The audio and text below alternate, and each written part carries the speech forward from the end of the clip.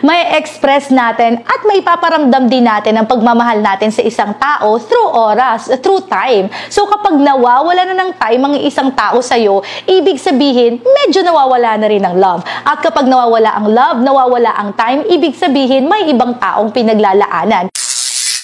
Kasi napakahirap naman magpainit sa dalawang tao, di ba? So, kung nagpapainit siya sa ibang tao, malamang nalalamig na siya sa'yo. So, the question is, nalalamig na ba sa'yo ang partner mo? Loss of time and interest. Yes! Kapag halimbawang wala ng oras sa atin ng isang tao, wala na rin namang interest sa atin ng isang tao. Kapag wala na yung mga bagay na yon, ibig sabihin, baka meron na rin naman siyang iba. Kasi we all have 24 hours a day and 7 days a week. Kung nababawasan na yung oras para sa'yo, kanino na pupunta ang oras na yon? So kapag nawawala ng time, nawawala na ng interest sa'yo, malamang sa malamang meron na yung ibang pinagkakaabalahan sa buhay. And as I always say, love is spelled as T-I-M-E o oras.